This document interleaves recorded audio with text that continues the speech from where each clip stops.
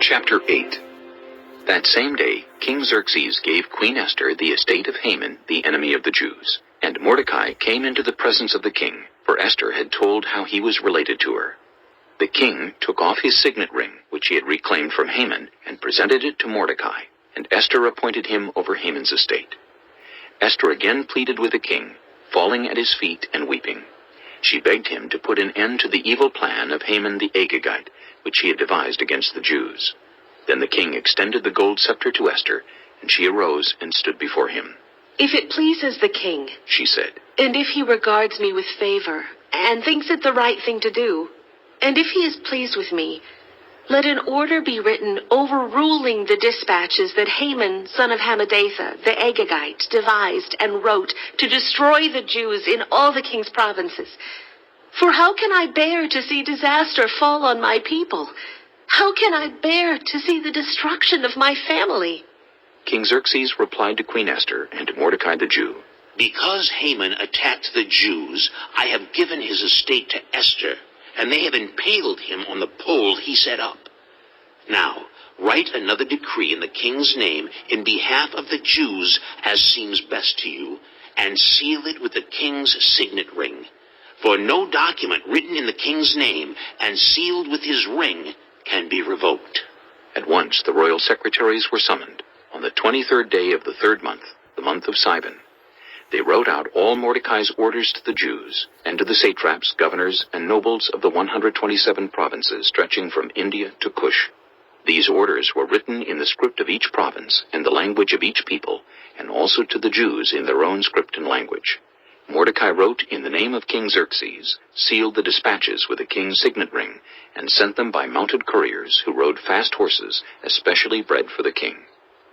The king's edict granted the Jews in every city the right to assemble and protect themselves, to destroy, kill, and annihilate the armed men of any nationality or province who might attack them and their women and children, and to plunder the property of their enemies. The day appointed for the Jews to do this in all the provinces of King Xerxes was the 13th day of the 12th month, the month of Adar.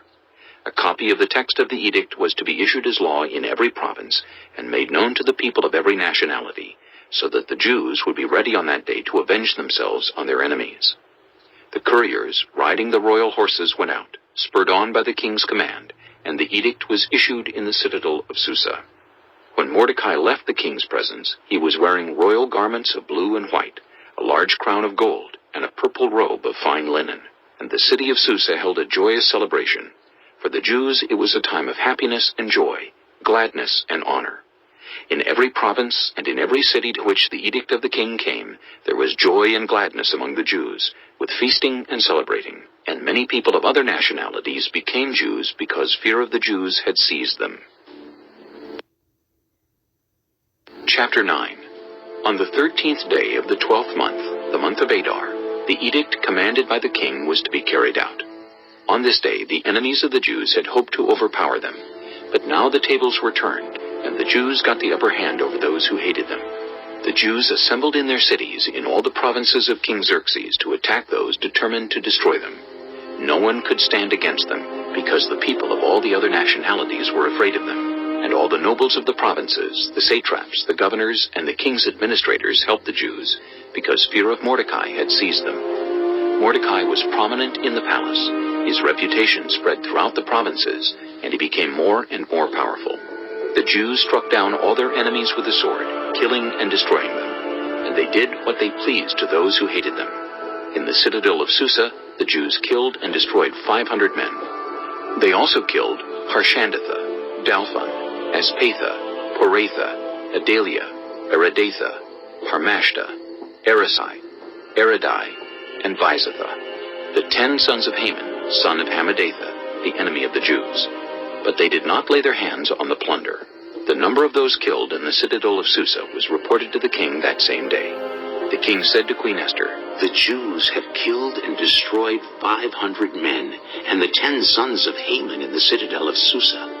What have they done in the rest of the king's provinces? Now, what is your petition? It will be given you.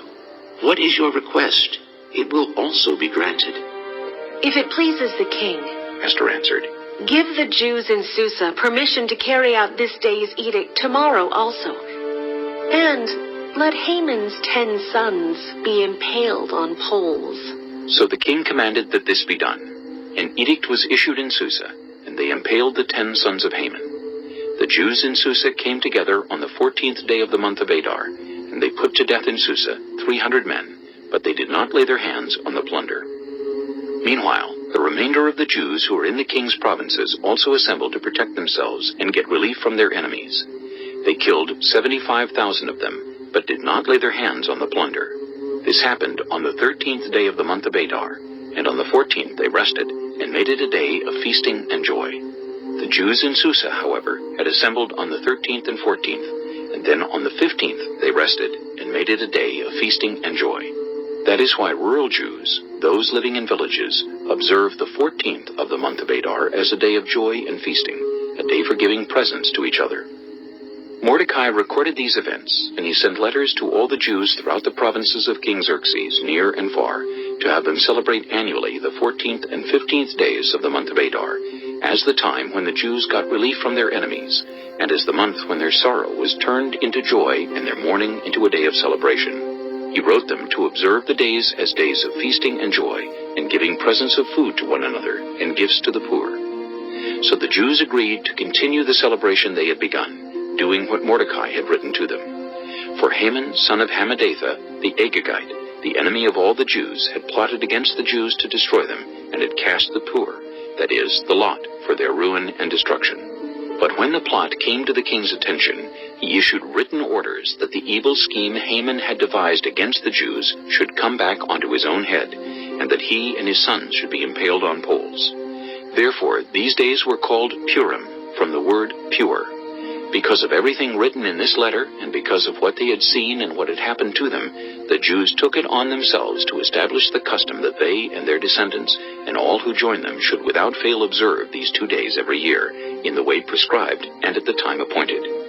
These days should be remembered and observed in every generation by every family, and in every province and in every city. And these days of Purim should never fail to be celebrated by the Jews, nor should the memory of these days die out among their descendants. So Queen Esther, daughter of Abihail, along with Mordecai the Jew, wrote with full authority to confirm this second letter concerning Purim. And Mordecai sent letters to all the Jews in the 127 provinces of Xerxes' kingdom, words of goodwill and assurance, to establish these days of Purim at their designated times, as Mordecai the Jew and Queen Esther had decreed for them, and as they had established for themselves and their descendants in regard to their times of fasting and lamentation. Esther's decree confirmed these regulations about Purim, and it was written down in the records. Chapter 10. King Xerxes imposed tribute throughout the empire to its distant shores, and all his acts of power and might, together with a full account of the greatness of Mordecai, whom the king had promoted, are they not written in the book of the annals of the kings of Media and Persia? Mordecai the Jew was second in rank to King Xerxes, preeminent among the Jews, and held in high esteem by his many fellow Jews, because he worked for the good of his people and spoke up for the welfare of all the Jews.